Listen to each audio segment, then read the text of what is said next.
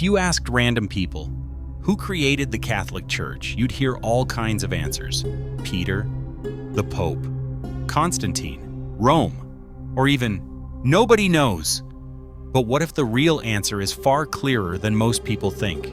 What if history itself, first-century history, points to a single, simple truth about where the Catholic Church actually came from? Today, we're going to uncover the real origin of the Church, not from myths, not from online theories, but from the earliest Christian records.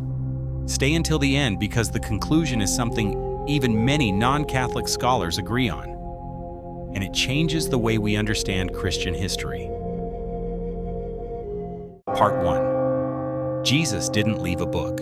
He left a church. When Jesus walked the earth, he didn't write a single book of the Bible. Instead, he formed a community with structure and authority. He chose 12 men, not 12 influencers, but 12 leaders. He gave them teaching authority, the power to forgive sins, the command to baptize, and the mission to continue his work after his ascension. And most importantly, he singled out one man, Peter, giving him a unique responsibility. "You are rock, and on this rock I will build my church." Not a church, not your church, my church. This was the moment the foundation was laid. Jesus didn't just inspire a movement. He established an organized, living community meant to last. Part 2. The apostles continue the mission, a visible leadership, not a loose network. After Jesus ascended, the apostles didn't scatter into independent ministries. They stayed united, teaching the same doctrine, celebrating the Eucharist, and passing on authority through the laying on of hands, what we now call holy orders. Everywhere they went, they appointed bishops, priests, and deacons to continue the work. This wasn't an accident. It was the first-century blueprint of the Church. We even see this in early Christian writings like the letters of Ignatius of Antioch, written around the year 107, where he describes Christians gathering around the bishop in a unified church. This is long before any councils, long before Constantine, long before any political influence.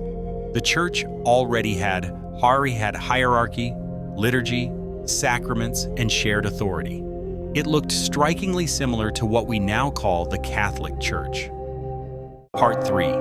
Peter and Rome, the heart of early Christian leadership. One of the most important parts of the story happens when Peter goes to Rome. Rome was the center of the empire, the crossroads of the ancient world, and the most strategic city for spreading the gospel. Peter became the leader of the Christian community there, guiding believers during intense persecution. He was eventually martyred, and the bishop who took his place became the next leader of the church in Rome. This succession didn't break. It continued, bishop after bishop, century after century. Early Christian thinkers like Irenaeus in the 2nd century pointed to the Church of Rome as having a special role in preserving true teaching, precisely because it was founded by Peter and Paul. No emperor designed this. No politician created it.